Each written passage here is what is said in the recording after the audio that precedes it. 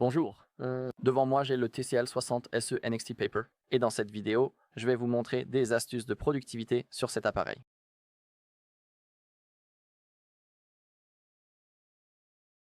Très bien, commençons donc par la fonctionnalité de la barre latérale.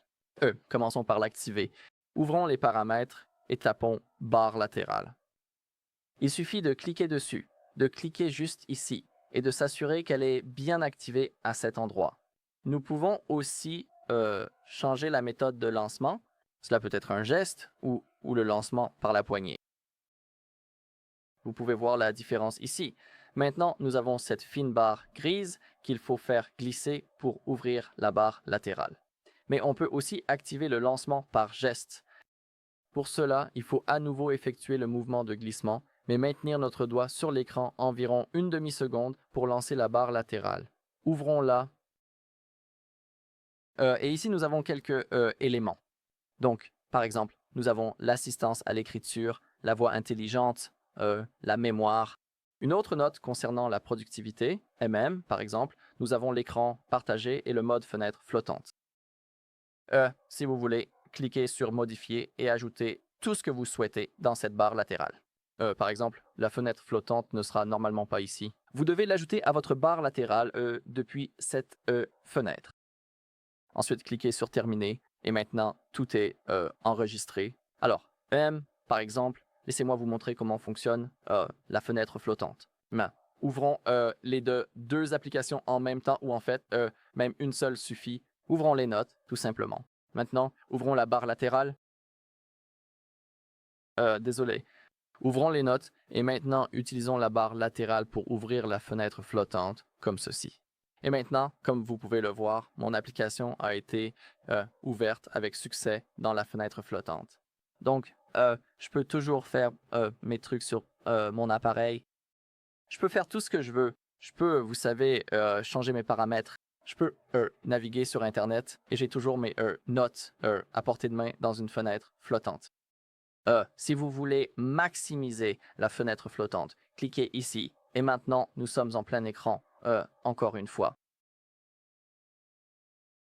Vous pouvez également modifier la position de la fenêtre flottante sur sur l'écran. Saisissez simplement ces 3 points et vous pouvez désormais placer la fenêtre flottante où vous le souhaitez.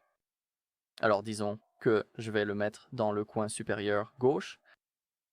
Vous pouvez également ajuster la taille de la fenêtre flottante, je pense. Ouais. Saisissez simplement le bord de cette fenêtre, puis vous pouvez ajuster la taille. Cela vous permet de la redimensionner pour qu'elle atteigne sa taille minimale ou, au contraire, de l'agrandir jusqu'à sa taille maximale, offrant ainsi une grande flexibilité dans l'organisation de votre espace de travail et une meilleure adaptation à vos besoins visuels. Et n'oubliez pas que vous pouvez toujours faire vos trucs, même dans la fenêtre flottante. Donc même maintenant, je peux créer une nouvelle note, je peux faire mon truc. Maintenant, je peux rapidement et facilement me remettre à mes occupations sur mon téléphone portable. La fenêtre flottante est une fonctionnalité intéressante pour la productivité. Vous pouvez effectuer plusieurs tâches à la fois. OK, mais maintenant je veux l'éteindre. Ah, et maintenant, laissez-moi vous montrer comment ouvrir les choses et les applications dans l'écran partagé. Alors, ouvrons au moins 2 applications. Ça peut être une calculatrice, par exemple, et que ce soit ses notes. OK, ouvrons maintenant la barre latérale intelligente. Et ici, nous pouvons ouvrir le mode écran partagé. Et maintenant, notre écran a été divisé en 2 avec succès. Donc maintenant, en haut, nous avons nos notes et en dessous, nous avons notre calculatrice. Je peux compter tout ce que je veux et je peux passer rapidement aux notes. Je peux en créer une nouvelle et c'est taper pratiquement en même temps. Donc, encore une fois, c'est plutôt bien pour le multitâche. Si vous voulez ajuster la taille de ces fenêtres, il suffit de saisir cette fine barre ici au milieu. Et maintenant, je peux aussi ajuster la taille de ces applications. Alors maintenant, les applications... Oh, j'en ai fait trop parce que maintenant, il s'est ouvert dans le... Il n'a pas maximisé la fenêtre, donc seules les notes sont restées. De plus, à partir des applications récentes, nous pouvons également accéder à la fenêtre flottante ou au mode écran partagé. Vous pouvez simplement cliquer ici et vous pouvez ouvrir le mode écran partagé comme ça. Alors maintenant, laissez-moi vous montrer comment ajuster la taille. Alors, disons de cette façon, maintenant, la calculatrice est simplement plus grande que les notes. Et maintenant, vos notes sont plus grosses que la calculatrice. Et n'oubliez pas que vous pouvez toujours compter et prendre des notes. Voilà donc comment ça marche. C'est plutôt cool pour faire du multitâche. Et bien sûr, l'option de la barre latérale est également utile pour, par exemple, gagner du temps. Ici, vous pouvez même ajouter certaines applications, que vous pouvez lancer rapidement. Alors disons que j'ajoute YouTube, les messages, par exemple, puis je clique sur Terminer. Et maintenant, disons que je fais mes trucs sur Google Chrome, je surfe sur Internet et je veux ouvrir rapidement les messages, par exemple. Donc, ouvrez votre barre latérale, boum, cliquez sur YouTube et maintenant, nous sommes déjà sur YouTube. Donc, ça ne prend pas beaucoup de temps. Et ça augmente votre productivité et ça fait simplement gagner du temps. Donc, c'est vraiment une fonctionnalité sympa, je dirais, cette barre latérale intelligente. D'accord. Et la dernière chose très importante que je veux absolument vous montrer, c'est Gemini, qui est en fait l'intelligence artificielle. Mais d'abord, ouvrons les paramètres de configuration de l'application. Maintenant, faisons défiler vers le bas jusqu'à ce que nous trouvions les fonctionnalités avancées. Maintenant, touche d'alimentation, sélectionnez l'appui long, et ici, choisissez l'assistant numérique parce que par défaut, ce sera le menu d'alimentation, je suppose. Donc, assurez-vous que l'assistant numérique est activé. Et maintenant, comment utiliser l'IA? En fait, de n'importe quelle manière que vous voulez, parce que vous pouvez, vous savez, lui poser des questions et lui donner des tâches. Vous pouvez faire tout ce que vous voulez. Donc, disons que je ne veux pas perdre de temps, vous savez, à surfer sur Internet, à chercher des recettes pour le dîner. C'est un exemple. Je peux rapidement demander une recette à l'IA. Donc, disons que je veux manger des pâtes aujourd'hui et je ne connais pas la recette. Donc, je vais demander de l'aide à l'IA pour la recette. Alors, maintenant, le bouton d'alimentation et nous pouvons, lorsque nous lançons l'assistant numérique, utiliser notre clavier habituel ou utiliser les commandes vocales. Je vais donc vous montrer comment cela fonctionne. Donne-moi une recette de pâtes, s'il te plaît. Maintenant, relâchez le doigt du bouton d'alimentation. Voici les meilleurs résultats de recherche. Et ici, nous avons quelques recettes de pâtes. Il suffit de trouver ce que vous voulez.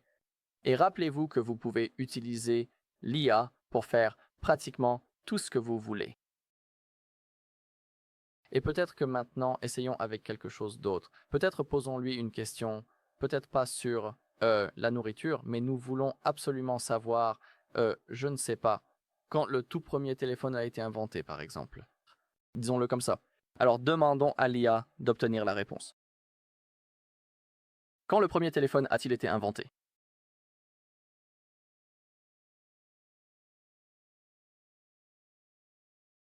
Alors que l'innovateur italien Antonio Meucci a inventé le téléphone en 1849 et que le français Charles Corsoux a conçu un téléphone en 1854, Alexander Graham Bell a breveté l'appareil en 1876. Et comme vous pouvez le voir, nous avons notre réponse. Nous avons aussi l'information pour essayer Gemini. Nous pouvons cliquer sur Essayer maintenant. Et en fait, Gemini est aussi une autre IA. Vous pouvez cliquer sur Utiliser. Et en gros, cela fonctionne de la même manière que l'assistant numérique. Nous pouvons lui poser MMH des questions en utilisant nos commandes vocales et nous pouvons aussi taper manuellement. C'est entièrement à vous de choisir. Et peut-être essayons de donner à Mini une tâche. Mettons une alarme MMH à 19 heures précises, par exemple. Règle une alarme à 19 heures demain, s'il te plaît, pour être absolument certain de ne pas l'oublier. J'ai réglé une alarme pour 19 heures précises pour demain soir. D'accord. D'après Gemini, l'alarme de l'horloge a été réglée. Maintenant, juste pour vérifier, ouvrons l'horloge si je la trouve, parce que je ne sais pas où elle est.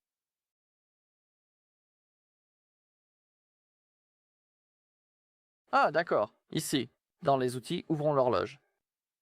Maintenant, l'alarme, et voilà, comme vous pouvez le voir, l'alarme a bien été réglée. Je n'ai pas eu à le faire manuellement. J'ai simplement demandé à Gemini de le faire pour moi, et voilà, regardez, cela permet aussi de gagner un temps précieux MM, et vous savez, vous pouvez utiliser votre téléphone presque uniquement avec des commandes vocales lorsque vous utilisez pleinement Gemini. Donc l'alarme a été réglée. Voilà. Tout fonctionne vraiment parfaitement. Très bien, tout pour la vidéo. À tous d'avoir regardé. Si cette vidéo vous a été utile, laissez like, commentaire et vous abonner.